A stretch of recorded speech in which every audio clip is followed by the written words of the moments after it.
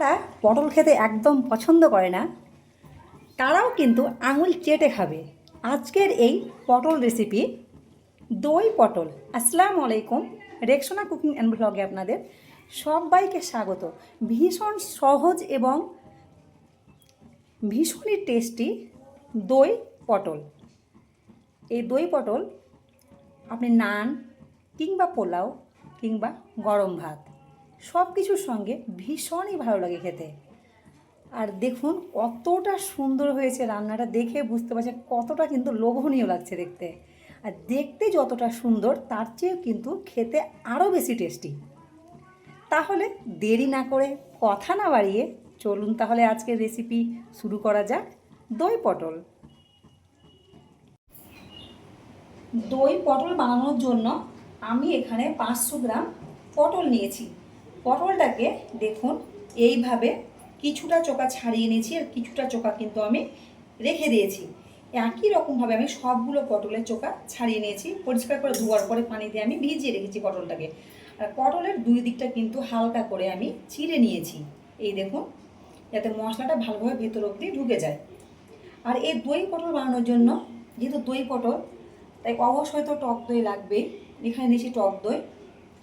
আর একটা মশলা লাগবে, মশলা বলতে এখানে দু রকম দই পটলে মশলা লাগবে। একটা হচ্ছে কাজুর পেস্ট, আমি এখানে 8-10টা কাজু আর 1 চামচ পরিমাণ পোস্ত পানিতে ভিজিয়ে রেখে দিয়েছি যাতে বাটতে আমার সুবিধে হয়। আর যেটা একটা মশলা লাগবে দই পটলে সেটা হচ্ছে আদা, কাঁচা জিরে, পেঁয়াজ, একটা ছোটো সাইজের পেঁয়াজ নিয়েছি, আর নিয়েছি ঝাল অনুযায়ী কাঁচা লঙ্কা। এটাকে আমি একটা পেস্ট বানিয়ে নেব।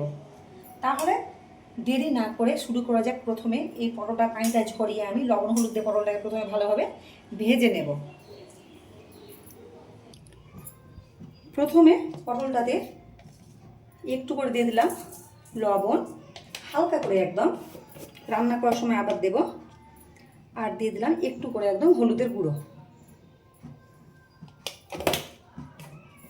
ভালোভাবে পটলটাকে মাখিয়ে নেব, তারপরে তেলে ভাজবো।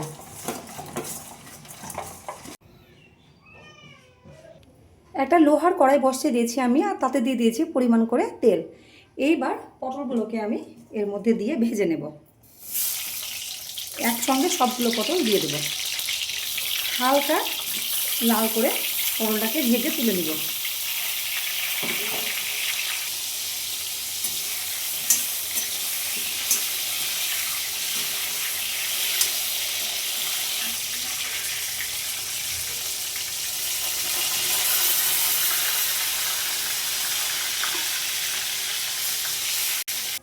সবগুলো পটল আমার ভাজা হয়ে গেছে। এবার দই পটলটা রান্না করার জন্য আমি একটা ননস্টিকের কড়াই বসিয়ে দিয়েছি আর দিয়ে দিয়েছি পরিমাণ করে সর্ষের তেল। এখানে 4 টেবিল চামচ মতো তেল দিয়েছি আমি। এইবার এখানে ফোড়নের জন্য একটা শুকনো লঙ্কা ভেঙে দিয়ে দিলাম, আর দিলাম একটা তেজপাতা, আর সামান্য দেব কালো জিরে। ফোড়ন দেওয়া হয়ে গেছে। তারপরে যে আদা, পেঁয়াজ আর কাঁচা লঙ্কা যেটা পেস্ট করে রেখেছি সেই মশলাটাকে এর মধ্যে আমি দিয়ে দেব।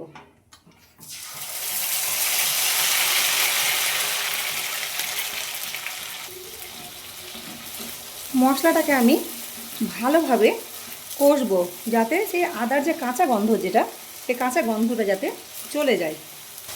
মশলাটা কষতে কষতে আমি এতে শুকনো মশলাগুলো দিয়ে দেব। দিয়ে দিলাম লবণ, হলুদ গুঁড়ো অল্প করে একদম, আর এখানে নেব কাশ্মীরি লঙ্কার গুঁড়ো কালারের জন্য, যেহেতু আমি কাঁচা লঙ্কার দিয়েছি ঝালের জন্য 1 চামচ মতো দিয়ে দিলাম। মশলাটা ভালোভাবে কষানো হয়ে গেছে, দেখুন তেল ছাড়তে লেগেছে। এইবার যে কাজু বাদাম আর পোস্ত যেটা বেটে রেখেছিলাম সেই পেস্টটা এর মধ্যে দিয়ে দিলাম। আর এই বাটিটা ধুয়ে আমি একটু পানি দিয়ে দিব।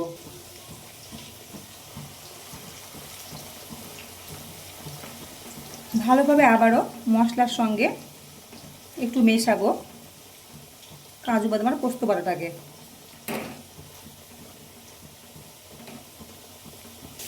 কাজু বাদাম পেস্টটা ভালোভাবে কষানো হয়ে গেছে আমার। এইবার গ্যাসের ফ্লেমটা একদমই লো করে দিলাম, দিয়ে এখানে এবার দিয়ে দেবো সেই টক দই। টক দইটা আমি ভালোভাবে ফ্যাটিয়ে নিয়েছি। এইবার এর মধ্যে টক দইটা ঢেলে দিলাম। আর টক দইয়ের বাটিটা ধুয়ে আমি একটু পানি দিয়ে দিই। আমি 1 কাপ মতো পানি নিয়েছি, দিয়ে দিলাম।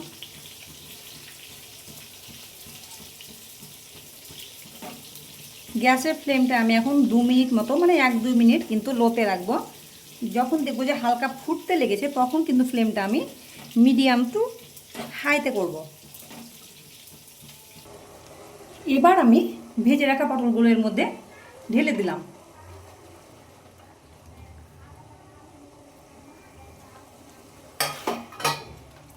ভালোভাবে একটু মেশাবো, মানে একটু 2-1 মিনিট নাড়াচাড়া করব, তারপরে এটাকে আমি ঢাকা দিয়ে দিব 10 মিনিটের জন্য। তাহলেই রেডি হয়ে যাবে দই পটল। কতটা সহজ তাহলে বলুন, তাই না? দই পটল খেতে কিন্তু দুর্দান্ত। এবার আমি একটা ঢাকা দিয়ে দিলাম, ফিরে আসছি আমি 10 মিনিট পরে। 10 মিনিট পরে আমি ফিরে এলাম। নাড়াচাড়া করব,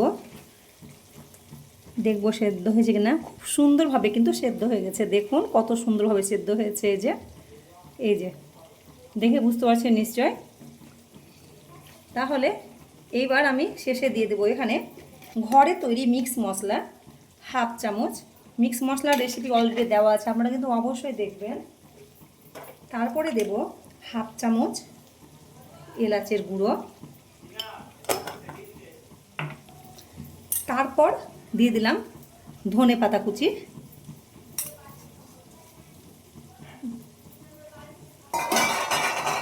আর সব শেষে দিয়ে দিলাম 1/2 চামচ মতো ঘি। তাহলে একদম রেডি আমার দই পটল। তাহলে আজকের আমার রেসিপি আপনাদের কেমন লাগলো অবশ্যই কিন্তু জানাবেন, জানাতে ভুলবেন না। আর আমার এই আজকের ভিডিও যদি আপনাদের ভালো লাগে তাহলে অবশ্যই লাইক, কমেন্ট, শেয়ার করবেন। এবং নতুন নতুন ভিডিও পেতে গেলে, রান্নার ভিডিও পেতে গেলে অবশ্যই আমার চ্যানেলটি কিন্তু সাবস্ক্রাইব করে পাশে থাকবেন। তাহলে এখন আমার এটা রেডি হয়ে গেল, গ্যাসের ফ্লেমটা আমি অফ করে দেব। তাহলে সবাই ভালো থাকবেন, সুস্থ থাকবেন। আবার দেখা হবে, কথা হবে পরের ভিডিওতে।